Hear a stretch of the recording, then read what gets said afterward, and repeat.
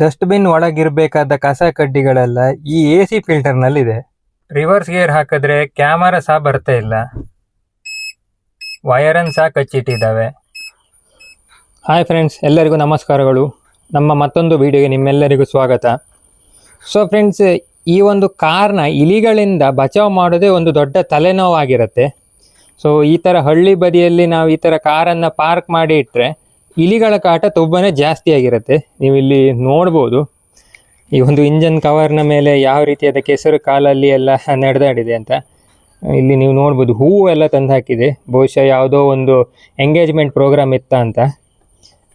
ಮತ್ತು ಇಲ್ಲಿ ನೀವು ನೋಡ್ಬೋದು ಟಿಶ್ಯೂ ಪೇಪರ್, ಹಾಗೆ ಇಲ್ಲಿ ನೋಡ್ಬೋದು ಬಾಳೆಹಣ್ಣು ಸಿಪ್ಪೆ ಸಹ ಎಲ್ಲ ಇತ್ತು.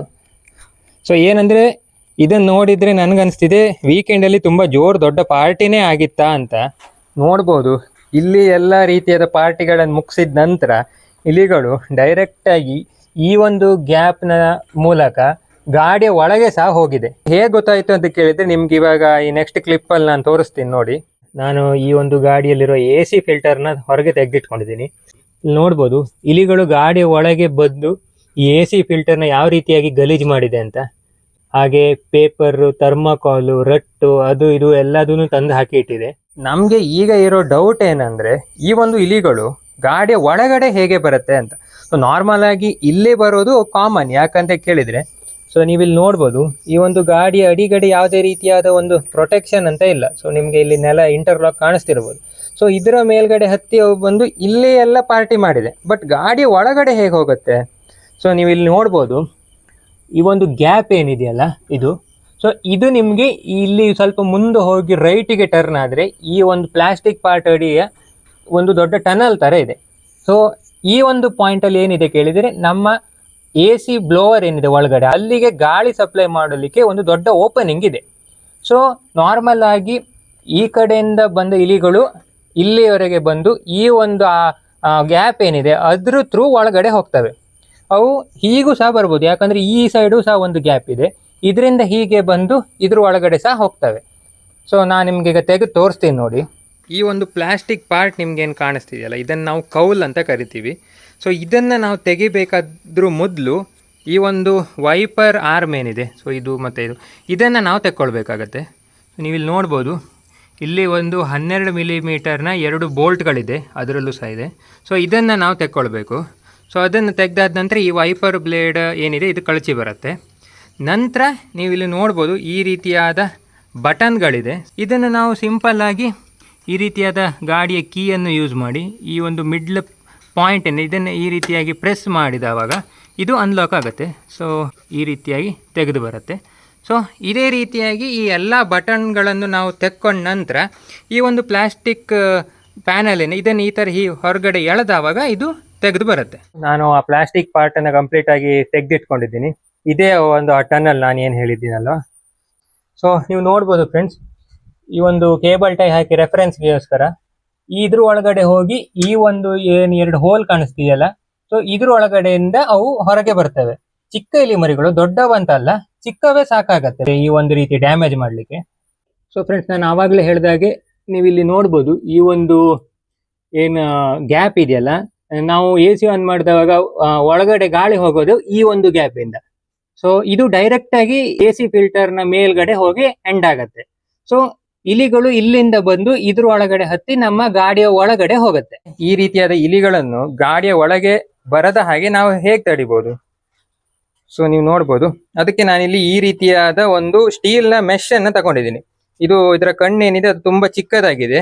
ಕಬ್ಬಿಣದಲ್ಲೂ ಬರುತ್ತೆ, ಬಟ್ ಬೇಗ ರಸ್ಟ್ ಹಿಡಿದು ಹೋಗುತ್ತೆ. ಸ್ಟೀಲಲ್ಲಿ ತಗೊಂಡ್ರೆ ನಿಮಗೆ ಒಳ್ಳೆ ಬಾಳಿಕೆ ಬರುತ್ತೆ. ಸೊ ಇದು ನಾರ್ಮಲ್ ಆಗಿ ನಿಮ್ಗೆಲ್ಲ ಹಾರ್ಡ್ವೇರ್ ಅಂಗಡಿಗಳಲ್ಲಿ ಈಸಿಯಾಗಿ ಕಡಿಮೆ ಬೆಲೆಗೆ ಸಿಗತ್ತೆ. ತುಂಬಾ ದೊಡ್ಡದೇನು ಬೇಕಾಗಿಲ್ಲ, ಚಿಕ್ಕ ಸೈಜ್ ಆದ್ರೂ ಸಾಕಾಗತ್ತೆ.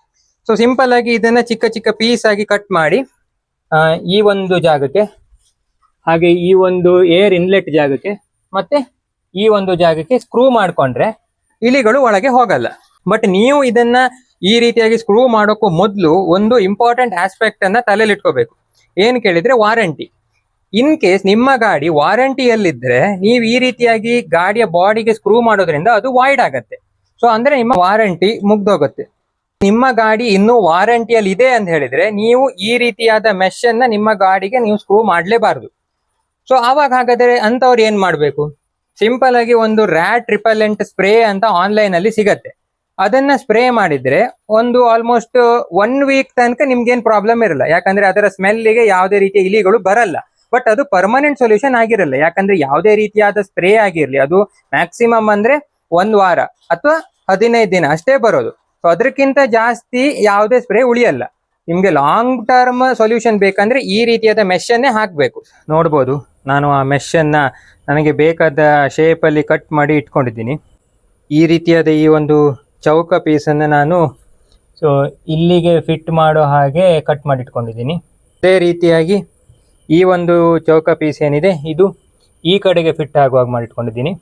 ಹಾಗೆ ಈ ಒಂದು ಏನು ಗ್ಯಾಪ್ ಇದೆ ಅದಕ್ಕೆ ಈ ರೀತಿಯಾದ ಒಂದು ಮೆಶ್ಶಿನ ಶೇಪಲ್ಲಿ ನಾನು ಮಾಡಿಟ್ಕೊಂಡಿದ್ದೀನಿ. ಸೊ ಇದನ್ನು ನಾವೀಗ ಆ ಒಂದು ಗ್ಯಾಪ್ಗಳಿಗೆ ಫಿಟ್ ಮಾಡಬೇಕಾಗತ್ತೆ. ನೋಡ್ಬೋದು, ನಾನು ಆ ಒಂದು ಮೆಶ್ಶನ್ನು ಫಿಟ್ ಮಾಡಲಿಕ್ಕೆ ಸೊ ಇಲ್ಲಿ ಚಿಕ್ಕ ಚಿಕ್ಕ ಹೋಲ್ಸನ್ನು ಮಾಡಿಟ್ಕೊಂಡಿದ್ದೀನಿ. ಸೊ ಹೋಲ್ಸ್ ಮಾಡುವಾಗ ಸಹ ತುಂಬ ಕೇರ್ಫುಲ್ ಆಗಿ ಮಾಡಬೇಕು. ಸೊ ಯಾವುದೇ ರೀತಿಯ ಡ್ಯಾಮೇಜ್ ಆಗಬಾರ್ದು, ವಯರಿಂಗ್ ಆಗಲಿ ಅಥವಾ ಮೆಟಲ್ ಡ್ಯಾಮೇಜ್ ಆಗಬಾರ್ದು. ಸೊ ನಾನು ಈ ರೀತಿಯಾದ ಒಂದು ಡ್ರಿಲ್ ಮೆಷಿನಲ್ಲಿ ಒಂದು 2.5 mm ಸೈಜ್ ಇರೋ ಡ್ರಿಲ್ ಬಿಟ್ಟನ್ನು ಯೂಸ್ ಮಾಡಿ ನಾನು ಹೋಲ್ ಮಾಡ್ಕೊಂಡಿದ್ದೀನಿ. ಸೊ ಇಲ್ಲಿ ನೋಡ್ಬೋದು, ಇಲ್ಲಿ ಸಹ ಈ ಥರ ಒಂದು 2 ಹೋಲ್ ಮಾಡ್ಕೊಂಡಿದ್ದೀನಿ. ಹಾಗೆ ಈ ಕಡೆನೂ ಸಹ ಹೋಲ್ ಮಾಡಿ ಇಟ್ಕೊಂಡಿದ್ದೀನಿ. ನಾನು ಈ ಮೆಷನ್ನು ಕಂಪ್ಲೀಟಾಗಿ 3 ಕಡೆ ಹಾಕಿ ಇಟ್ಕೊಂಡಿದ್ದೀನಿ. ಈ ಒಂದು ಕಡೆ ಹಾಗೂ ಇದರ ಅಪೋಸಿಟ್ ಎಂಡ್ನ ಕಡೆ ನಾನು ಡಬಲ್ ಲೇಯರ್ ಮೆಷನ್ನು ಹಾಕಿ ಇಟ್ಕೊಂಡಿದ್ದೀನಿ. ಸೊ ಯಾಕಂತ ಕೇಳಿದರೆ ಇನ್ ಕೇಸ್ ಒಂದು ಲೇಯರ್ ರಸ್ಟ್ ಹಿಡಿದು ಹೋದ್ರು ಇನ್ನೊಂದು ಲೇಯರ್ ಬ್ಯಾಕಪ್ ಅಂತ ಇರುತ್ತೆ. ಯಾಕಂದ್ರೆ ಈ ಒಂದು ಪಾಯಿಂಟ್ ಏನಿದೆ ಇದು ಮೇನ್ ಎಂಟ್ರಿ ಪಾಯಿಂಟ್ ಆಗಿರೋ ಕಾರಣ ಸೊ ಇಲ್ಲಿ ನಾನು ಸ್ವಲ್ಪ ಜಾಸ್ತಿ ದಪ್ಪ ಮಾಡಿ ಹಾಕೊಂಡಿದ್ದೀನಿ. ಸೊ ಆವಾಗ ಯಾವುದೇ ರೀತಿಯಾದ ಟೆನ್ಷನ್ ಇರಲ್ಲ, ಮುಂದೆ ಯಾವತ್ತಾದ್ರೂ ಇಲಿಗಳು ಬರೋ ಚಾನ್ಸಸ್ ಇರೋದಿಲ್ಲ. ನೆಕ್ಸ್ಟ್ ಇದನ್ನ ನಾನು ಫಿಟ್ ಮಾಡ್ಲಿಕ್ಕೆ ಈ ರೀತಿಯಾದ ಒಂದು ಬ್ಲ್ಯಾಕ್ ಸ್ಕ್ರೂ ಅನ್ನು ಯೂಸ್ ಮಾಡಿದ್ದೀನಿ.